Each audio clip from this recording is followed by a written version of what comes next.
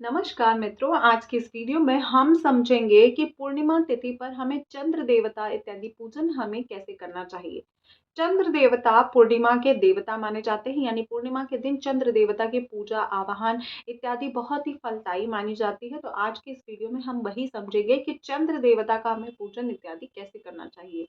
बहुत सी महिलाओं का प्रश्न था कि प्रेगनेंसी में हम चंद्र देवता की पूजन कर सकते हैं या नहीं कर सकते। बिल्कुल कर सकते हैं, चंद्र देवता का पूजन आप बिल्कुल कर सकते हैं। प्रेगनेंसी में केवल एक ही देवता की पूजा नहीं होती है, वो है भगवान शिव। और भगवान शिव के शिवलिंग स्वरूप की पूजा नहीं होती है। बाकी आप फोटो इत्यादि रख के घर में पूजन कर सकते हैं, मूर्ति इत्यादि रख के घर में पूजन कर सकते हैं। ठीक है, बाकी आपको कोई निषिद्धता नहीं है, आप सभी देवी देवता का पूजन कर सकते हैं। और पूर्णिमा, तो जिनको स्वस्थ पुत्र की कामना है, पुत्री की कामना है, सुंदर पुत्री की कामना है, पुत्र की कामना है, उनको पूर्णिमा के दिन चंद्र देवता का पूजन अवश्य करना चाहिए। जो भी लोग प्रेगनेंसी में या वैसे भी चंद्र देवता का पूजन करते हैं, उनकी मनस्थिति बहुत ही स्ट्रांग होती है। वो अपनी चीज़ों को लेके, अपनी विजन को लेके बहुत ही अच्छे होते हैं। उनकी पढ़ाई लिखाई या उनके जो ब्रेन का जो फंक्शन होता है, यानी कि जो उनको याददाश्त का वाला इशू नहीं होता है कि याददाश्त नहीं है, पढ़ रहे हैं याद नहीं रह रहा है, वो बहुत ही स्ट्रांग हो जाता है। ठीक है, तो पूर्णिमा का पूजन बहुत ही विशेष है। तो चंद्र देवता का पूजन हम कैसे करें? देखिए, 12 फरवरी को पड़ने वाली माघी पूर्णिमा की आप सभी को बहुत ढेर सारी शुभकामनाएं। चंद्र देवता के पूजन के लिए सबसे पहले आपको करना क्या है? आप अपने, अगर महिला है तो लेफ्ट हैंड में और पुरुष है तो राइट हैंड में। और अगर आपके पास चांदी की जितनी चीजें हैं, आप गले में पहन लीजिए चांदी की। अगर चेन है आपके पास, चांदी का आपके पास कड़ा है तो कड़ा भी पहन सकते हैं। चांदी की पायल है तो पायल पहन सकते हैं। पुरुष भाई हैं, यहाँ पर चांदी की छल्ले की रिंग भी आप धारण कर सकते हैं। पूर्णिमा के दिन बहुत ही शुभ होता है।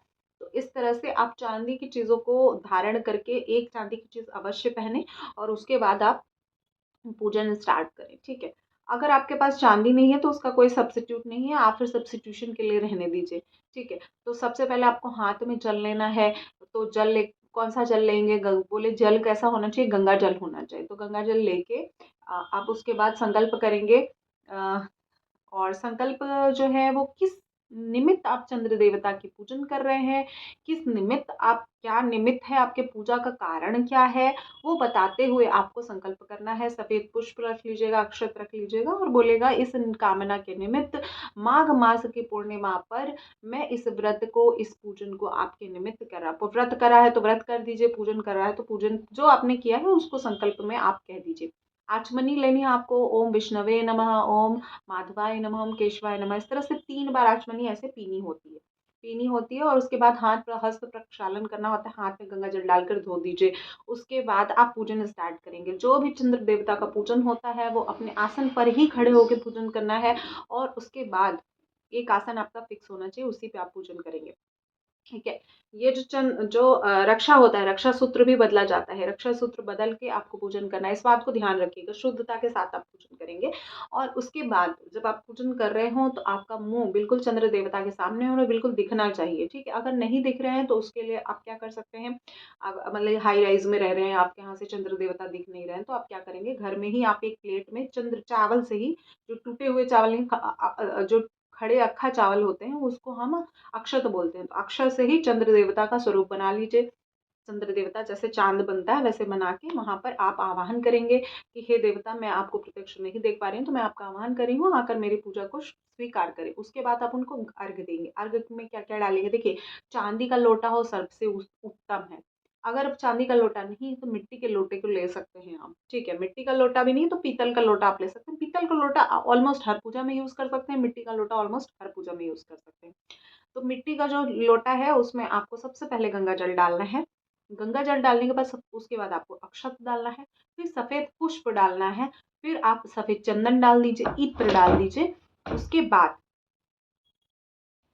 तो इसी क्रम में हमें उसमें कच्चा दूध भी डाल लेना है। कच्चा दूध डालने के बाद दूब डाल सकते हैं, दुर्वा जो घास होती है विशेष प्रकार की, उसको डालकर फिर आप अभिषेक कर सकते हैं, भगवान को जल दे सकते हैं। जल देने के बाद 3 परिक्रमाएं की जाती है, एंटी क्लॉकवाइज, बाएं से दाएं आपको घूमना है। और उसके बाद आप मंत्र जाप कर सकते हैं, स्फटिक की माला से मंत्र जाप कर सकते हैं वहां पर बैठकर, या रुद्राक्ष की माला से कर सकते हैं, या नॉर्मल उंगलियों पर ही भी मंत्र जाप कर सकते हैं। इस तरह से चंद्र देवता का अर्घ दिया जाता है। उसके बाद जो नेक्स्ट होता है कि हमें कुछ भोग लगाना है। तो देखिए पूर्णिमा तिथि में एक ही भोग होता है, चाहे वो सत्यनारायण भगवान को लगे, चाहे वो माता लक्ष्मी के निमित्त आप लगाइए, चाहे भगवान भोलेनाथ के निमित्त लगाइए, वो होती है गाय के दूध की खीर। तो खीर जो है आपको अवश्य बनानी है और खीर बनाकर भोग लगाना है। पूर्णिमा तिथि में वैसे भी खीर का भोग का बहुत ही महात्मा बताया गया है। तो आप उसको बनाकर भगवान के जब पूजा करेंगे तो वहां पे थोड़ी देर के लिए रख देंगे। उसके बाद जितने भी ऋतु फल हैं, ऋतु फल में जैसे आप बेर ले लीजिए, जैसे अंगूर ले लीजिए, जैसे कि आप संतरा ले लीजिए, चुकंदर ले लीजिए, इन सभी चीजों को आप भोग लगा सकते हैं। उसके बाद दूध से बनी हुई मिठाई, इस तरह की मिठाइयों का भी आप भोग लगा सकते हैं। इसके बाद जो एक और इम्पोर्टेंट है, जो वैष्णव समुदाय के हैं, वो लोग पंजीरी अवश्य भोग लगाते हैं, चाहे ठाकुर जी को लगाया जाए। सत्यनारायण भगवान की कथा सुनते हैं तो रोट और पंजीरी का भोग लगाया जाता है। तो इस क्रम में आप भोग भी आप लगा सकते हैं। ठीक है, इतनी पूजा की जाती है चंद्र देवता की।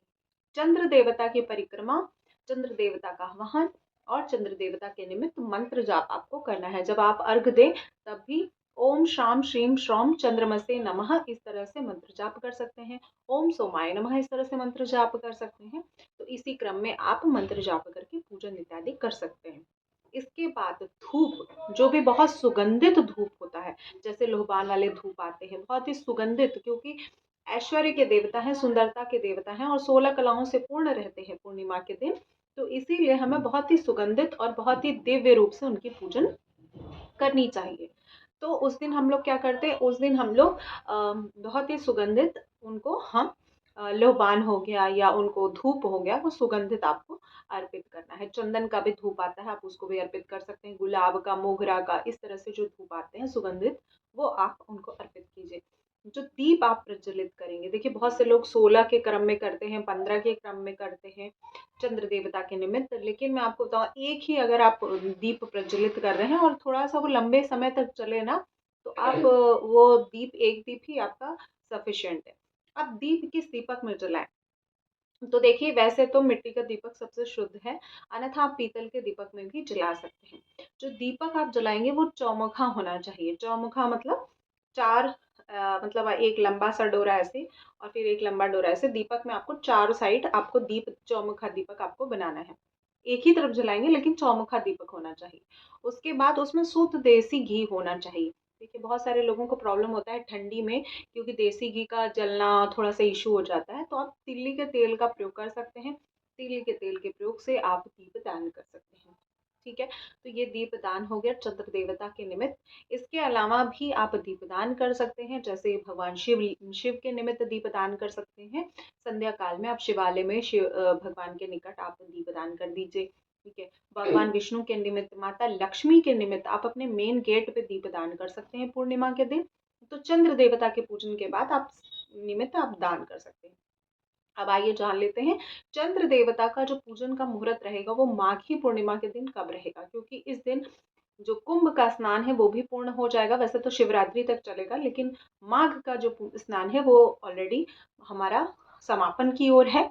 तो पूर्णिमा के बाद वो समाप्त हो जाएगा। तो आपको क्या करना है, संध्या काल में जो चंद्र देवता का पूजन होगा वो 12 तारीख को होगा और शाम को 5:23 से लेके 7:22 के बीच में आपको पूजा शुरू कर लेनी है। उसके बाद आप एक्सटेंड कर सकते हैं। देखिए पूजा विशेष सामग्रियों में आपको बता दूं कि जनेऊ ले लीजिएगा और जो अर्घ की विधि बताइए वो ले लीजिएगा। मिष्ठान में कोई भी मीठा आप ले सकते हैं, दूध से बनी कोई मिठाई ले सकते हैं। अगर आपको फूड का या स्वीट्स का कुछ इशू है तो आप बताशा ले सकते हैं, इलायची दाना ले सकते हैं, सफ़ेद कोई भी चीज़ आप ले सकते हैं, मीठी होनी चाहिए। जैसे लाई और गुड़ का लड्डू बनता है वो भी आप ले सकते हैं।